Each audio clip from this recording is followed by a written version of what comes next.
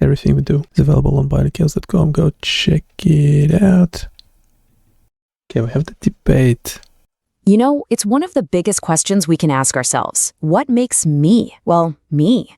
Is it all my unique experiences, or is there some kind of master plan, a blueprint hardwired into my brain?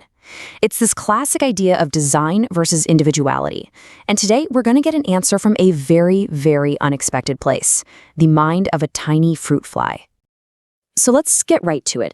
Is your brain, with all of its incredible thoughts and memories, a truly one-of-a-kind snowflake that could never, ever be replicated? Or is it more like a precision machine built from a super reliable blueprint that's shared across our entire species? For centuries, this was all just philosophy. But now, for the very first time, we actually have the tools to find a real, definitive answer. And here it is. Take a look at this. This is our key piece of evidence. This isn't just some cool-looking image. It's the FlyWire Connectome. And what that means is it's a complete synapse-by-synapse wiring diagram of a fruit fly's brain. Every single one of its nearly 128,000 neurons, all mapped out. This incredible dataset is the key that's finally going to unlock that snowflake versus blueprint mystery. Okay, so to solve this puzzle, first things first, we need to understand the map itself. What does it even mean to have a wiring diagram for a brain? Probably the best way to get your head around this is to think of it as a complete Google Maps, but for the fly's brain. Seriously, every single neuron is like a destination, and every connection between them is a road. Scientists can zoom all the way in to see one tiny intersection, or zoom all the way out to see the entire highway system of thought. The level of detail here is it's absolutely unprecedented.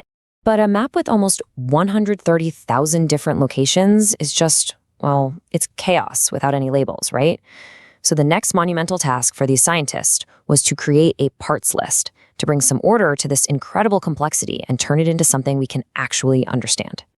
And their solution was actually pretty brilliant. They came up with this 4-level hierarchy. So they started really broad, just asking about flow. Is this neuron bringing info in, sending it out, or just talking to its neighbors? Then they went to superclass. Which big system is it a part of? Sensory, motor. And from there, they narrowed it down to a class, and finally, the specific cell type. All of a sudden, this tangled mess becomes this perfectly organized, totally searchable catalog of the mind. And once they had everything organized, bam, they found something really fascinating right away. When they looked at all the information flowing into the fly's central brain, a whopping 56% of it came from its visual system. We kind of tend to think of flies being all about smell, right? But this shows just how incredibly important vision is to their world. See, that's the power of finally having the complete picture. Okay, but here's where the plot really thickens. This FlyWire Connectome, it wasn't actually the first map of its kind. Scientists already had a partial map called the Hemibrain, so they could compare them. And when they laid these two maps side by side, they found the very first real clues to our snowflake puzzle. So on the one hand, the evidence for a blueprint was overwhelming. I mean, the number of neurons in key areas, almost identical between the two flies, just rock solid. But then, on the other hand, there was this shocking variability. The strength of individual connections was, well, it was all over the place. In fact, some of the weakest connections might exist in one fly and be totally gone in the next. In this chart, it just perfectly lays out the first huge rule they figured out. If two neurons are connected by just one single lonely synapse, there's only a 14% chance you'll find that exact same connection in another fly. It's basically random noise. But if that connection is made of 10 or more synapses, it becomes over 90% reliable. Strength equals reliability. This is a core principle of the brain's blueprint. So, what's the final answer then? Well, it turns out everybody was a little bit right.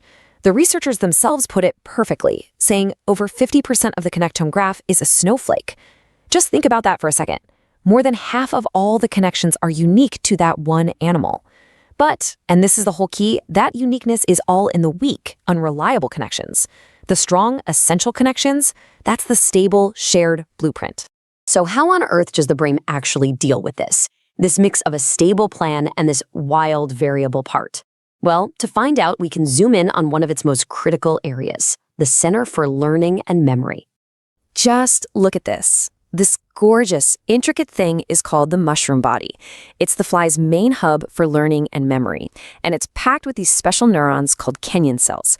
This is where a fly connects a certain smell with, say, a sweet reward.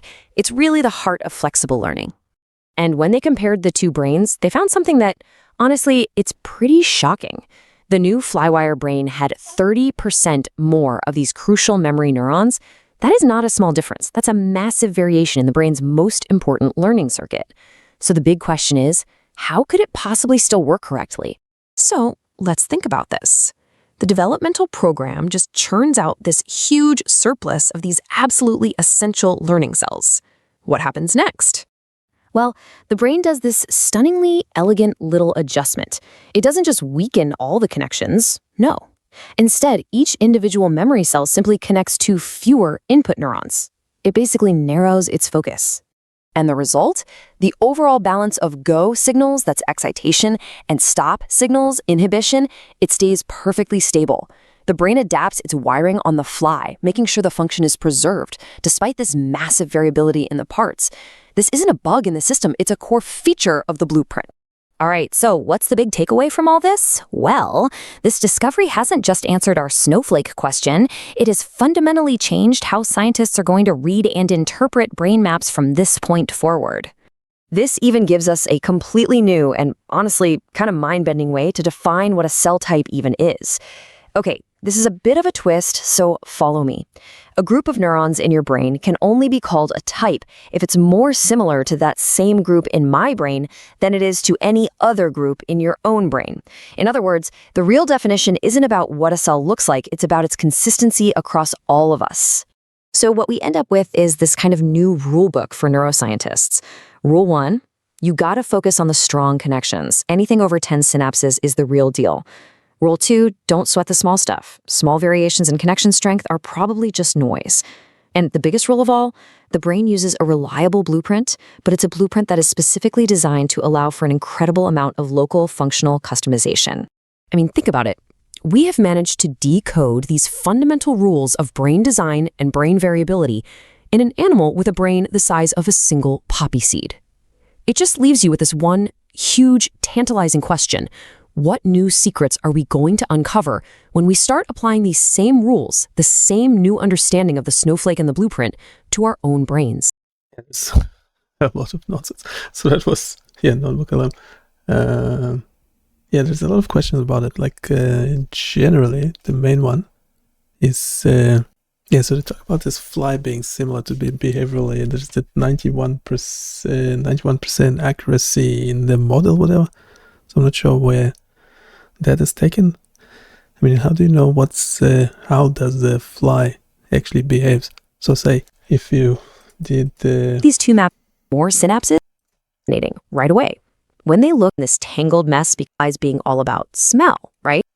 Yeah, that's nonsense. Like, okay, so what the studies, for example, where they closed or removed the fly's eyes or closed its eyes and check what's its performance is like.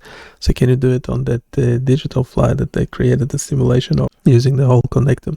So in the connectome, if you have vision in that model, would you then be able to disable the vision, essentially close the eyes, and would that virtual fly behave in the same way as the real fly with its eyes closed? So you need some sort of like tangible examples. We're not just trying to like reinvent neuroscience. I was like, how is it going to change everything? Well, it would not. Can I either have to answer one question at a time, or if you're changing the whole field, well then, that's what we're good at doing, creating a whole new system and a new world and living in that illusion.